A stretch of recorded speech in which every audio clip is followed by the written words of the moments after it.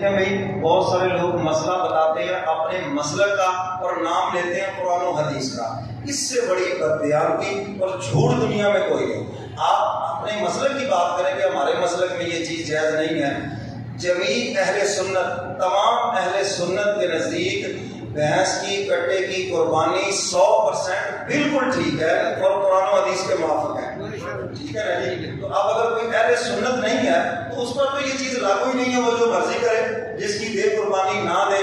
اب ان کے اپنے ہاں کسی کے ہاں انڈے کی قربانی ہے، کسی کے ہاں پتہ نہیں کیا کیا تماشا ہے، تو مجھے اس کی ضرورت نہیں ہے. اس لیے میں کہتا ہوں اگر کوئی ایسا اختلافی مسئلہ ہے تو آپ اپنا مسلک بھی ساتھ بتائیں کہ اس مسلک میں یہ مسئلہ ہے، باقی آپ جس مسلک کے ہیں اس پہ عمل کریں. آپ پر کوئی یہ بات نہیں ہے کہ ہم زبردستی کسی سے منوائیں. تو اہل سنت کے نزدیک بھینس کی کٹے کی قربانی بالکل ٹھیک ہے. اس کو قیاس کیا گیا گائے کے اوپر. جو گائے کے احکامات ہیں وہی اس کے احکامات ہیں. قرآن و احادیث میں جو جانوروں کے لیے قوانین دیے گئے ہیں یہ اس کے اوپر پورا اترتا ہے، اس لیے اس کی قربانی ٹھیک ہے. دوسرا مسئلہ یہ ہے قربانی کے جانور میں آپ عقیقہ بھی رکھ سکتے ہیں اور اس سے قربانی میں کوئی فرق نہیں پڑے گا. عقیقے کا حصہ بھی آپ رکھ سکتے ہیں. 7 حصے ہیں، 2 حصے عقیقے کے ہیں، بالکل ٹھیک ہے. کوئی اس کے اندر قربانی میں فرق نہیں پڑتا. اور اسی طرح فوت شدہ کی طرف سے بھی آپ قربانی رکھ سکتے ہیں. آپ کے جو فوت شدگان ہیں، والدین ہیں، یا حضور علیہ السلام کی طرف سے بھی دل کو رکھنا چاہے تو رکھ سکتا ہے، بلکہ رکھنا چاہیے. حضور علیہ السلام نے جب پوری امت کی طرف سے قربانی کی ہے تو امت کو بھی چاہیے کہ اس عظیم عبادت میں اپنے نبی کو نہ بھولے. اللہ نے وسعت دیا کہ ایک حصہ حضور کی طرف سے ملے. عیدوں کے بعد تو اسی طرح بھائی اونٹ کی جو قربانی ہے اس کے بھی 7 ہی حصے ہیں. بعد اس کے اندر زیادہ حصے، بالکل غلط بات ہے، 7 ہی حصے ہیں اس کے.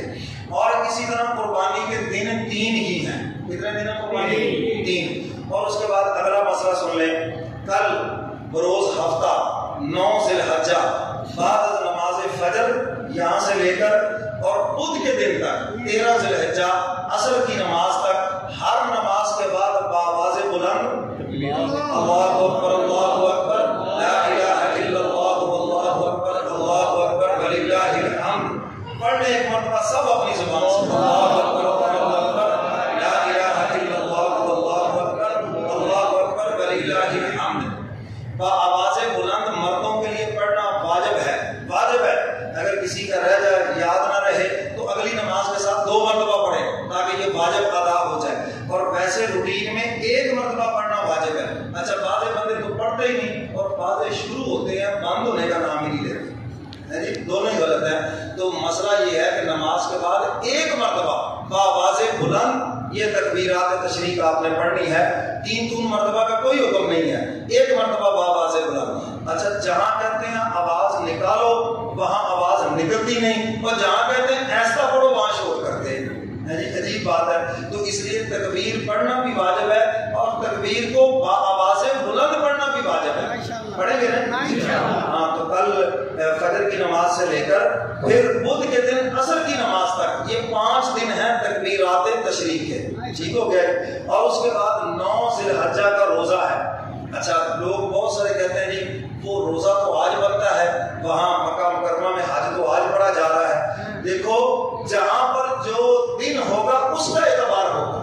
سمجھ آئی نا بات؟ ہمارے ہاں 9 ذی الحجہ کل کو ہے، ہمارے لیے حکم کل کے روزے کا ہی ہے. تو اس لیے اگر کوئی نفلی روزہ کل کا رکھنا چاہے، حدیث مبارکہ میں اس کی وضاحت موجود ہے.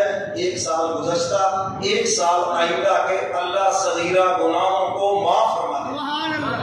رکھے تو نفلی روزہ ہے، نہ رکھ سکے تو کوئی پوچھ نہیں ہے. اس کے بعد ایک مسئلہ اور سن لیں.